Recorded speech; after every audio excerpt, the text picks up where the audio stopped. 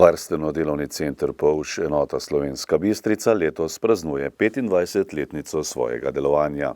Čestitljivo obletnico so obeležili v sredo na prireditvi v Slomškovem kulturnem domu. Zbrane so pozdravili dr. Ivan Žagar, župan občine Slovenska Bistrica, Duška Landeker, vodja slovenjebistriške enote VDC Polž Maribor in magistrica Jasmina Breznik, direktorica VDC Polž Maribor. V kulturnem programu so nastopili varovanci enote Slovenska Bistrica in učenci osnovne šole Minke Namestnik Sonje. Ob jubileju smo se pogovarjali z Duško Landeker, vodjo Varstveno-delovnega centra Polž, enota Slovenska Bistrica.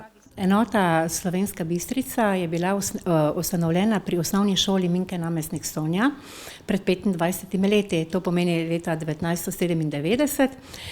Takrat smo nekje pričeli delovati v domu osnovne šole z malo skupinico, 11 uporabnikov, pričela so pa urati ledine 2 zaposlena delavca.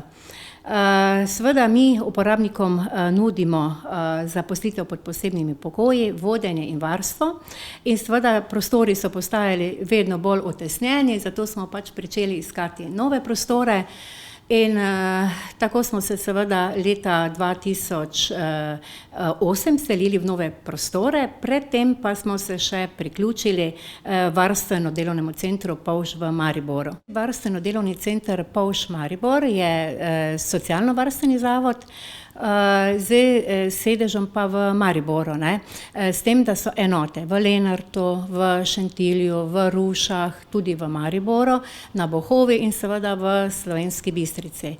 Tako da nekje nudimo jim varstvo, vodenje in zaposlovanje pod posebnimi pogoji, Polž pa pomeni, pomagamo osmisliti leta življenja našim uporabnikom. Uporabnikom omogočamo kakovostno socialno vključevanje, potem tudi jim omogočamo delovno aktivno življenje, potem osebni njihov razvoj in pa razvijanje samostojnosti in pa tudi njihove socialne mreže. Nekako pač poskrbimo za njih, da je čim bolj tudi nekako prijetno in pa tako sproščeno vzdušje na enotih, v prostorih. Kot smo prebrali na vaši oglasni deski, pa imajo tudi uporabniki svoje pravice. Seveda, uporabniki imajo svoje pravice, mi dosti delamo tudi na zadovoljevanje njihovih potreb, človekovih potreb in pravzaprav je to ena temeljna naloga, da nekako izhajamo iz njihovih potreb, njihovih želja in njihovih interesih. Na tak način tudi deluje recimo zaposlitev pod posebnimi pogoji, imamo kooperacijo in pa lastni program.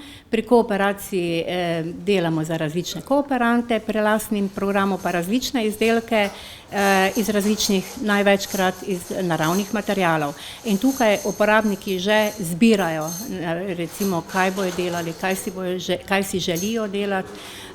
Seveda tudi upoštevamo pa njihove sposobnosti in seveda v prvi vrsti pa njihove interese in pa tudi želje. Koliko uporabnikov je trenutno pri vas in koliko zaposlenih skrbi za njih? Ja, trenutno imamo 39 uporabnikov, zaposlenih je pa 9 delavcev. Bilo nas je že več, z uvedbo tega zakona o osebni asistenci pa se je za tole število malo znižalo, ampak jih že imamo tudi nekaj na čakalni listi. 25. obletnico delovanja boste obeležili tudi zanimivo prireditvijo v Slomškovem domu. Kaj vse se bo torej dogajalo? Ja, mi smo se kar pridno pripravljali, čeprav smo močno stiskali pesti, da sploh prireditev bo, glede na vse ta naše epidemije. Mogoče še lahko povem to, da smo ponosni na to, ker smo zelo uspešno nekako obvladovali to epidemijo. Uporabniki pa so delali najrazličnejše, sodelovali pri najrazličnejših dejavnostih, tako je bilo tudi pri dramskem krožku in ena izmed teh točk je tudi dramska igra Žajbelj, katero bojo predstavili. Potem je tudi plesna točka, glasbena skupina, Imeli bomo tudi, seveda, povabljena je druga osnovna šola, tudi oni bodo imeli eno, se bojo predstavili, in pa osnovna šola Minke Namestnik Sonja Slovenska Bistrica. Moram pa povedati, da z obema šolama nekako sodelujemo. Sodelujemo skozi neko delovno vzgojo pri Minke Namestnik Sonja, pri drugi osnovni šoli pa nekako spoznavanja življenja in dela naših uporabnikov na enoti. Seveda pa ne smem nekaj pozabiti. Mi imamo tudi navihance, skupino navihancev, in pred temi korona časi smo mi nekako posneli, oziroma ansambel Hlapci so skupaj z našimi navihanci posneli CD. In tudi to bo zdaj nekako predstavitev tega skupnega dela. Naši navihanci seveda pa igrajo na te ljudske inštrumente.